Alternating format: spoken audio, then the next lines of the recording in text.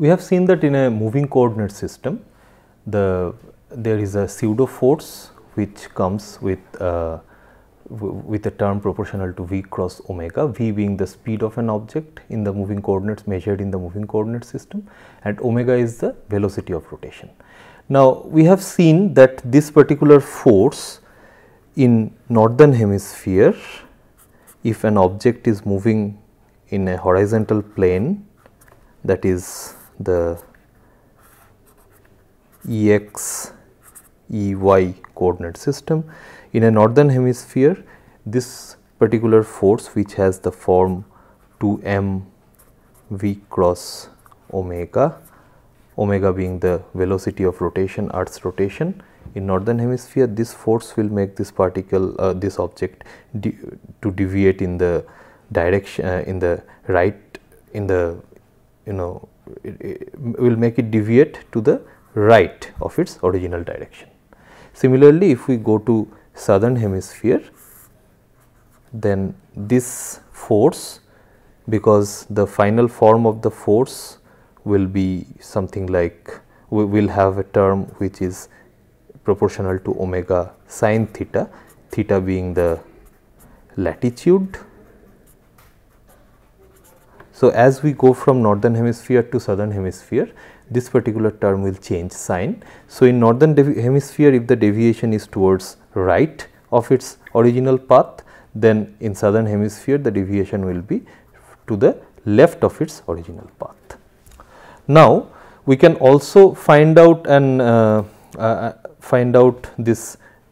angle of this deviation, assuming that this was the path of original path which the particle was intended to travel, and it end up going in this position instead of this position. So, the displacement is this, okay, and this is the angle alpha, let us say.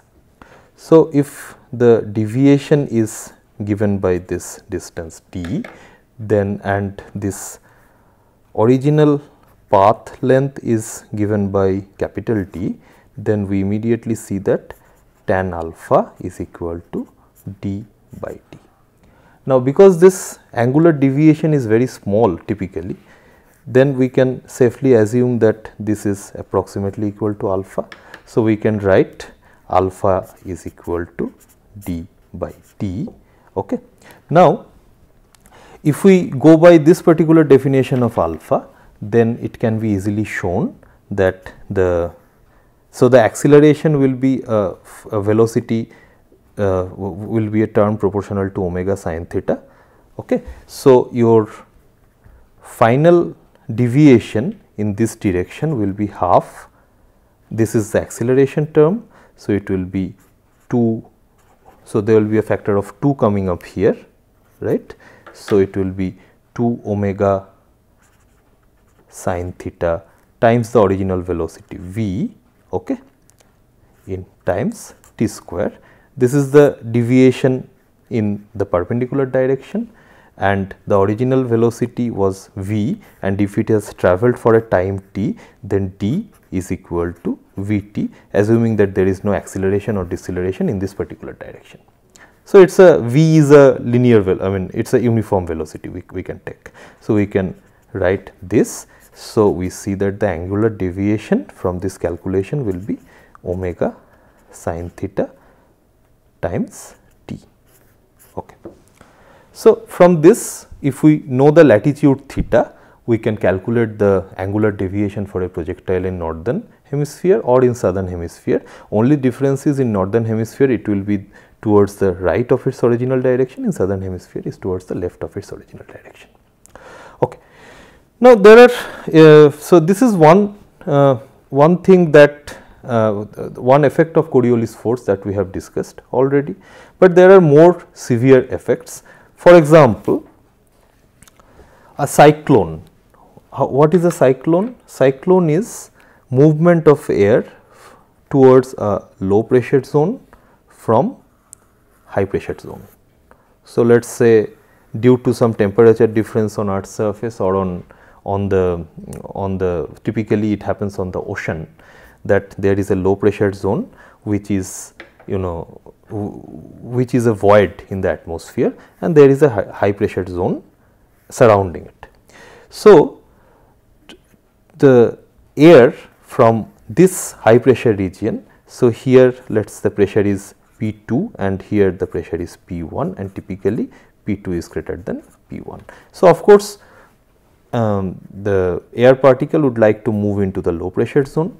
Now, when it starts moving in, initially let us say it is a linear path, but because of Earth's rotation there is a Coriolis acceleration on this, and that is why in the northern hemisphere the cyclone, the path will be deviated to its right.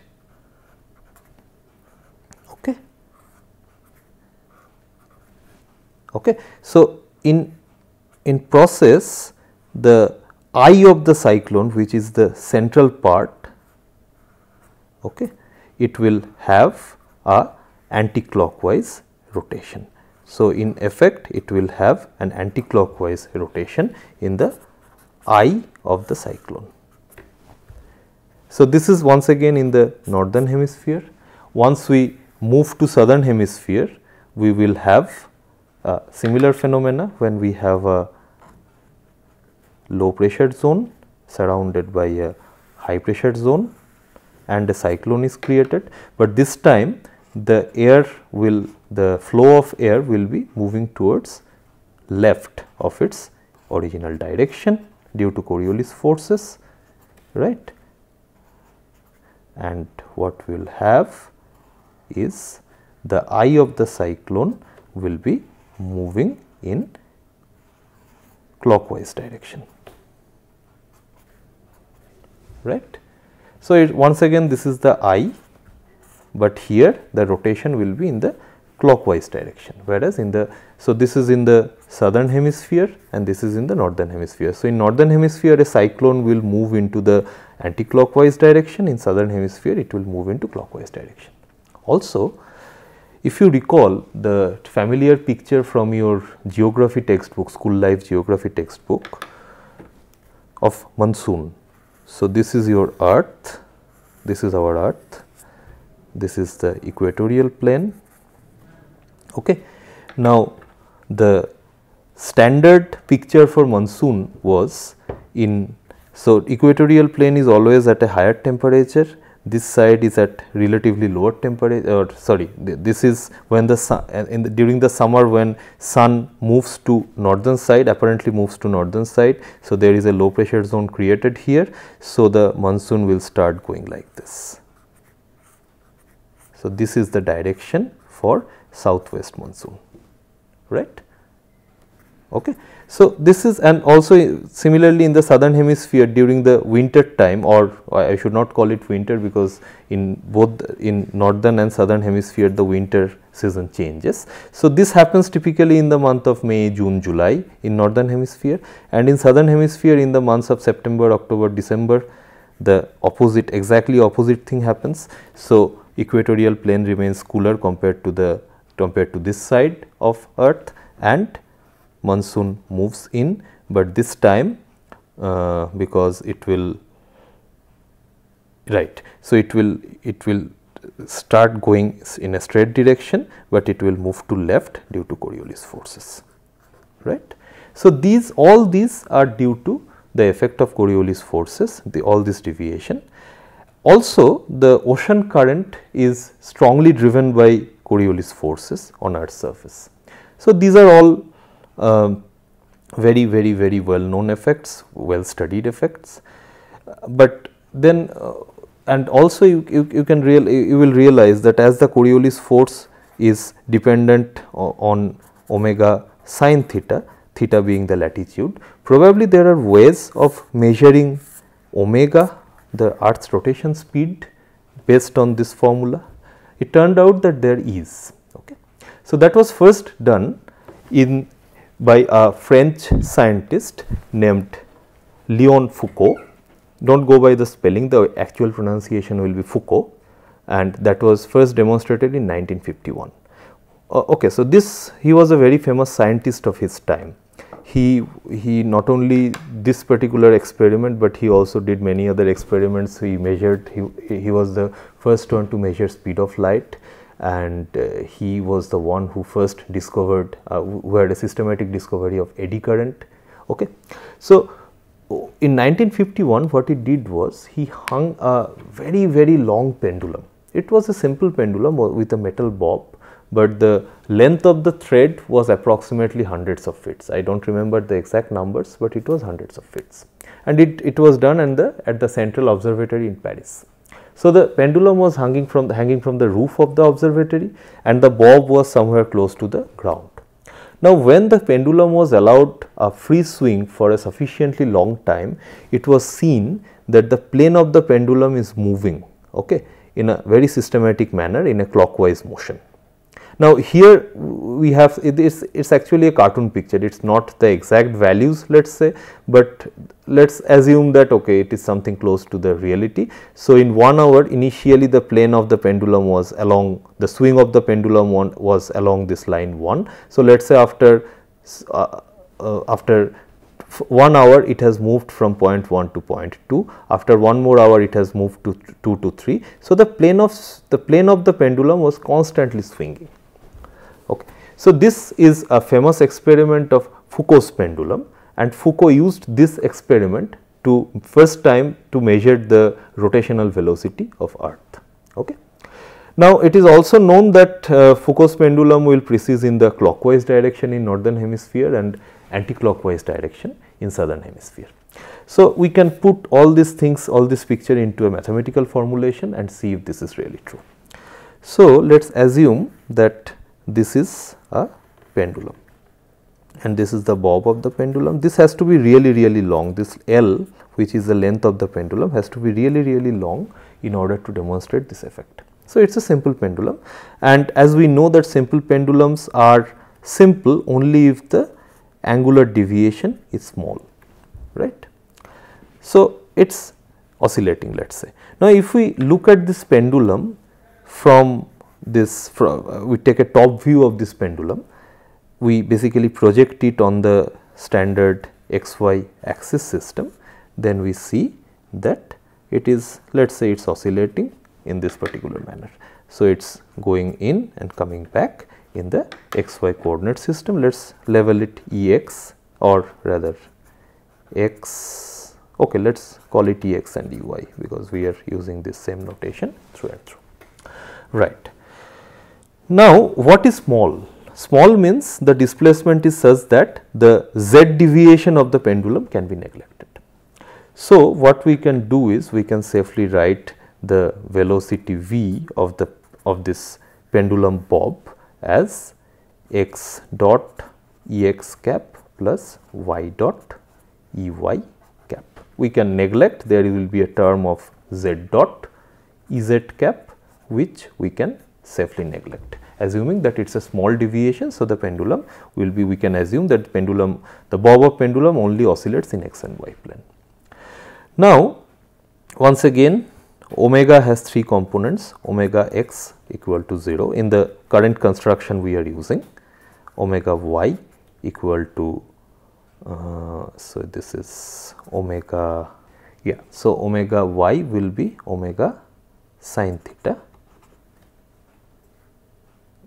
No, wait, this will be cos theta, sorry, omega y is omega cos theta and omega z is omega sin theta, right.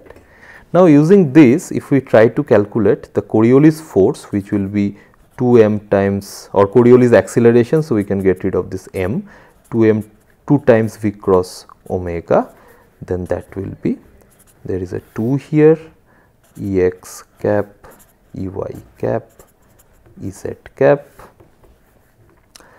x dot y dot 0, we are taking z dot equal to 0, and it will be 0 omega cos theta and omega sin theta. So, this will be 2 times Ex cap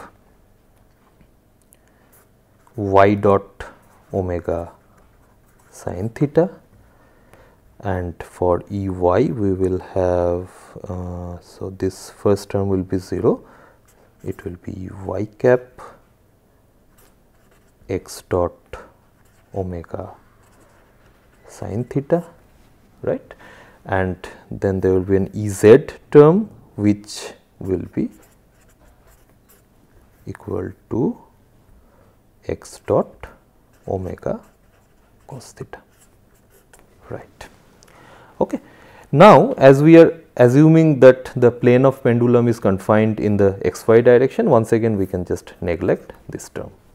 So, including this, we can write the equation of motion for this pendulum as r double dot plus omega square r equal to 2 Ex cap, sorry, we can actually what we can do is we can just take omega sin theta out from these two terms and we can write this as, okay, I'll just write it again, r double dot plus omega square r is equal to 2 omega sin theta Ex cap y dot minus Ey cap x dot, right. Now, what is r? R is a vector which is confined in this xy plane. Okay. So, now if we resolve this equation in the component form, then we immediately see it will be x double dot plus omega. Oh, by the way, this omega is the frequency, capital omega is the frequency of oscillation of this pendulum. Okay. So, it will be 2 omega sin theta y dot, okay, y double dot plus omega square y is equal to minus 2 omega sin theta x dot, right. In order to solve this set of coupled equation, what we do is we introduce a new parameter, a complex quantity which is x plus I y, right. Now, what we can do is we can multiply the second equation. So, if we do that, so if this is u, then u double dot will be x double dot plus I y double dot. Now, we can multiply the second equation by I being the complex, so I equal to root over of minus 1. Okay. So, if we multiply this with the second equation and add, then we will see it will be u double dot plus omega square u equal to 2 omega sin theta. Now, there will be a minus sign coming here and I coming here, it will be x dot plus I y dot. Okay. So, if we take this I minus I inside, the first term will be minus I x dot, which we will get if I multiply this with I, and the second term will be I square will be minus 1 and there is a minus here. So, the second term will be I y dot, which we get here. So, rearranging, we can write this as u double dot plus 2 omega sin theta I, times u plus u dot plus omega square u equal to 0. Now, if you recall, if we go back, just give me a second, I will just bring it in here, right. Now, if you recall, this equation x double dot plus 2 beta x dot plus omega square x equal to 0, which is the standard equation for a damped harmonic oscillator. What is the solution? The solution to this equation from your, this was part of your even +2 syllabus nowadays. So, the solution of this will be e to the power minus beta t, okay, x 0 e to the power I omega plus phi phi is some phase t. Okay. So, this part is the oscillatory part which gives you the standard oscillation of x direction, and x0 is the amplitude, phi is a phase term which has to be determined from the initial condition. It is not terribly important because finally this represents an oscillation in the x, and there is a damping term. Now, if we compare these two equations, the second term looks exactly like this particular term, except that there is a I here. So, what we can do is, for this also we can write a solution in this familiar form by replacing beta with omega sin theta I. If we do that, we get a solution of the form e to the power minus I omega sin theta t u0 e to the power I plus phi t. Okay. Now, this part, the lower part, once again it just represents the oscillation of the pendulum in this xy plane. So, this part actually represents the oscillation in this xy axis system. Now, what does this additional term imply? Now, if you compare with this standard solution for damped oscillation, e to the power minus bt is just a damping term which will cause in gradual damping of this amplitude. But here, because of this presence of this I here, this is not a damping term anymore. This is also an oscillating term. So, this oscillating term actually represents an oscillation of this whole thing, that means oscillation of this pendulum plane, the plane of the pendulum in a particular direction. And this oscillation, so that means the introduction of the, having this term into the solution means the whole thing will oscillate. So, that means the plane of the pendulum will also oscillate with time. Okay. So, this is the oscillation of the plane, and this plane itself will also oscillate in a particular direction with a time period t, which will be given by 2 pi by omega sin theta, right. So, we see that the plane of the pendulum is not fixed. If we go back to this figure now, we see that the plane of the pendulum is not fixed, as was demonstrated originally in the Foucault pendulum experiment, and it also rotates in a certain direction. And now, if you recall, if you come back to this formula, if we can somehow measure the plane, the rotation of the plane as a function of time, then we can, from this we can find out this time period, from this we can calculate omega, knowing that theta is the latitude. So, this is a very simple, not a very simple experiment to demonstrate, because you have to make this pendulum with very good accuracy. In a sense, it has to be a really good support, it has to have a really good supporting system, it has to have a very long thread. But all in all, if we can do that, a Foucault pendulum experiment can provide us a value of omega.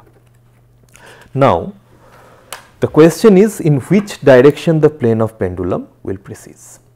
Now, to answer this question, let me try to explain this. Okay, so this is our earth. Okay, it's the best thing I can find in my office to demonstrate. So, what happens is earth rotates. So, this is my northern direction, this is my southern direction. So, earth rotates from west to east, that is why sun rises in east and sets in west, right. So, this is how the earth rotates. Okay. Now, during the rotation of the earth, now let us assume that you have set up a Foucault pendulum experiment exactly on the pole, exactly on north pole. For an observer on north pole, or observer in the northern hemisphere, the rotation of the earth is in clockwise direction, rotation of the earth will be in counterclockwise direction. But for an observer in the southern hemisphere, the rotation of the earth is clockwise direction. Please think of it. Now you set up a Foucault pendulum experiment, let us say exactly on the pole. So, what happens? The pendulum is rotating and underneath the earth, the pendulum is oscillating in this plane, and underneath the earth is also rotating. Now, for an observer standing on earth, he or she cannot feel the rotation of the earth, because it is difficult, it is almost impossible, I mean not difficult, but it is impossible to fathom the rotation of a frame standing on that particular frame, because we are so used to the rotation, we are all rotating all the time with earth, but we are so much used to this particular rotation that we do not feel it anymore. So, unless and until there is some other measurement device, we cannot fathom the rotation of the earth. So, for an observer sitting on the next to the pendulum, standing next to the pendulum, for him or her, it will be the plane of the pendulum rotating in the opposite direction of earth. Now, for northern hemisphere people, the plane of pendulum rotates in the direction opposite to the earth's direction. For northern hemisphere people, earth rotates in a anti-clockwise manner. So, the plane of pendulum will precede in clockwise manner. For people in southern hemisphere, the earth's rotation is in clockwise direction, and plane of rotation of the Foucault pendulum will be in the counterclockwise direction. And if we now come back to this formula once again, it is 2 pi by omega sin theta. Think of it. It is again, it is also apparent from this equation, because it is dependent on sin theta, theta being the latitude. So, if I go from northern hemisphere to southern hemisphere, my theta changes sign. So, this is my equatorial plane, this is how you measure your theta.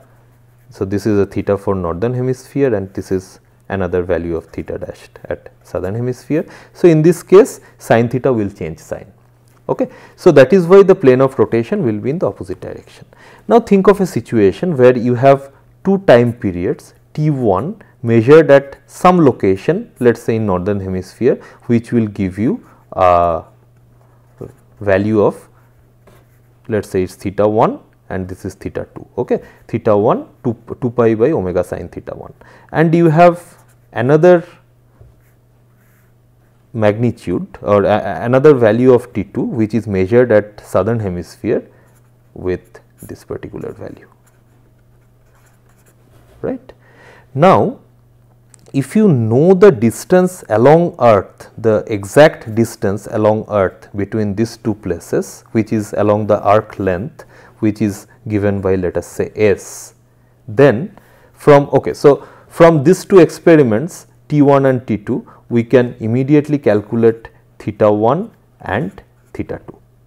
Now, if you also know the lateral distance between these 2 points, point 1 and point 2 on along the earth's surface, then this experimental result itself can be used to calculate the radius of the earth, because this S will be nothing but r into theta 1 plus theta 2. Okay. So, it is Foucault pendulum, I mean it is just a toy model, I mean it is never easy to set up a Foucault pendulum to measure earth's the radius of earth, but in principle this, because this is not very accurate to begin with, you will get values of T1 and T2 which are not very accurate, but at least on theoretical basis, on theoretical consideration, we can say that earth's radius can be measured from a Foucault pendulum experiment. Okay. So, this is how it is used, and this is how people have, I mean people have developed science over the years. So, with this we will move to our next topic, which is the question of horizontal drop. So, what happens if we drop something from a height, or we throw a stone, then when it comes back, will it hit back the same position on earth's surface, or it will hit at a different position? We will take up in the next class. Thank you.